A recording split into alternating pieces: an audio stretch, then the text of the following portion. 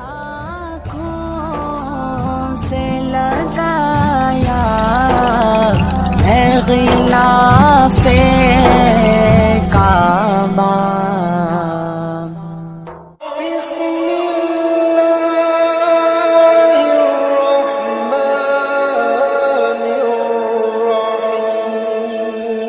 حضرت سلیمان کا لشکر آ رہا تھا اور یہ چیونٹی وادی نمل میں اپنی ہمجولیوں کے ساتھ وہاں تلاش رزق میں گھوم پھر رہی تھی. تو جو ہی لشکر آتے ہوئے دیکھا تو اس نے اپنی ہمجولیوں کو کہا، جس کی حکایت قرآن نے کی ہے، کہا جلدی جلدی اپنی بلوں میں داخل ہو جاؤ، اللہ کے نبی کا لشکر بے خبری میں تمہیں کچل نہ ڈالے.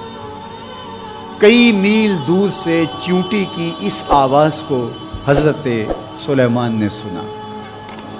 قرآن بتاتا ہے فَتَبَسَّمَ ضَاحِكًا مِّن قَوْلِهَا، اور اس چیونٹی کی اس بات کو سن کر پیغمبر کے چہرے پہ ہنسی آ گئی، مسکراہٹ آ گئی کہ یہ کیا بول رہی ہے. اللہ اکبر. چیونٹی کو پکڑ کے کان کے پردے پہ بھی ڈال دو تو آپ پھر بھی نہ سمجھ پائیں کہ وہ کیا بول رہی ہے.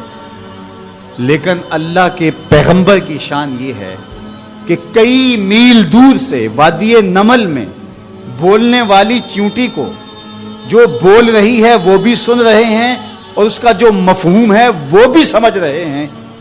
یہ پیغمبر کی شان ہے. کبھی بھی پیغمبر کو اپنی ذات پہ قیاس کرنے کی غلطی نہ کریں. نہ پیغمبر ہمارے جیسا ہے نہ ہم پیغمبر جیسے. ایک شخص نے روزہ رکھ لیا تو گرمی تھی، چلچلاتی دھوپ تھی، تو وہ بے ہوش ہو گیا. تو لوگ اس کے اوپر کپڑا تان کر کے کھڑے تھے سائے کی ہوئے. تو حضور گزرے تو فرمایا کہ یہ کیا ہے؟ تو کہا کہ اس نے روزہ رکھا تھا تو اس کی وجہ سے یہ نڈھال ہو گیا. فرمایا کہ اس کو کس نے کہا تھا روزہ رکھا؟ وصال کا روزہ رکھا. وصال کا روزہ ایک روزے کے بعد پھر اسی پہ تسلسل کے ساتھ دوسرا روزہ. تو کہا حضور آپ جو رکھتے ہیں. تو اس نے بھی پھر دیکھ کے رکھ لیا. تو آقا کریم علیہ الصلوۃ والسلام میں ایکم مثلی، تم میں سے میری مثل کون ہے؟ ایکم مثلی، تم میں سے میری مثل کون ہے؟ اور ایک دوسرے مقام پہ آقا کریم نے فرمایا لستو کہیاتکم، میں تمہاری طرح نہیں ہوں.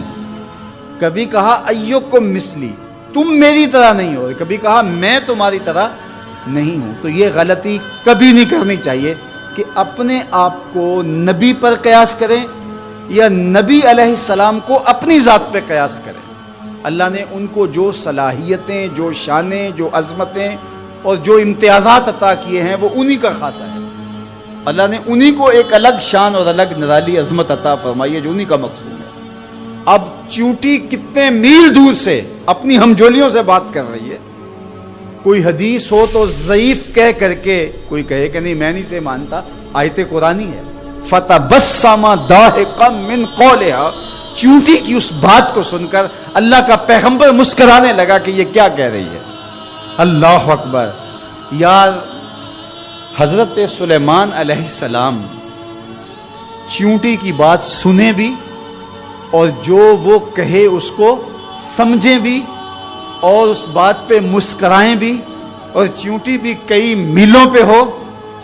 یہ شان اس پیغمبر کی ہے کہ جو مسجد اقصیٰ میں تیرے نبی کے پیچھے مقتدی بن کے کھڑا ہو. جب مقتدی کی سماعتوں کا یہ عالم ہے تو مقتدا کی سماعتوں کا عالم کیا ہوگا. اس لیے میرے اور آپ کے آقا و مولا نے ارشاد فرمایا جو میں دیکھتا ہوں وہ تم نہیں دیکھ پاتے، جو میں سنتا ہوں وہ تم نہیں سن پاتے. تو جب سلیمان علیہ السلام اتنی دور سے چیونٹی کی آواز کو سن بھی لیں اور اس کی سرسراہٹ کے مفہوم کو اخذ بھی کر لیں اور اس پہ آپ جو ہے وہ جواب بھی دیں، فَتَبَسَّمَ ضَاحِكًا مِّن قَوْلِهَا، تو پیغمبر چیونٹی کی آواز کو سن لے تو مدینے والا امتی کی آواز کو نہیں سننے گا.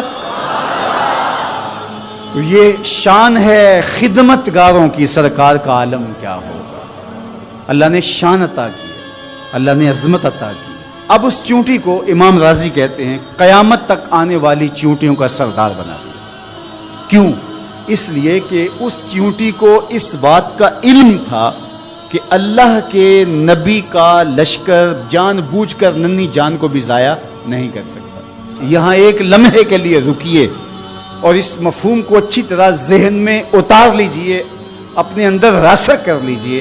نبی کی تربیت پانے والا لشکر جان بوجھ کر کے ننھی جان کو بھی ضائع نہیں کر سکتا، اور جو اپنے بدن سے بم باندھ لے اور انسانوں کے انبوہ میں گھس جائے اور پھر بم پھٹے اور چھوٹے چھوٹے بچوں کے جسم کے ٹکڑے اور گوشت کے لوتھڑے بھی دیواروں سے چپک جائیں اور فرش خون سے بھر جائے اور وہ سینے پہ ہاتھ رکھ کے ذمہ داری قبول کرے، وہ نبی کا لشکر تو نہیں ہو سکتا، کسی شیطان کا لشکر ہو سکتا ہے۔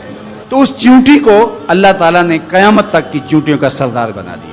قرآن مجید کی 114 سورتوں میں سے ایک سورت کا نام اس چیونٹی کے نام پہ رکھ دیا۔ کتنا بڑا اعزاز دیا اس چیونٹی کے نام پہ۔ سورہ النمل ذات کی چیونٹی ہے، لیکن پیغمبر کے تربیت یافتہ لوگوں کے مزاج کو جانتی ہے۔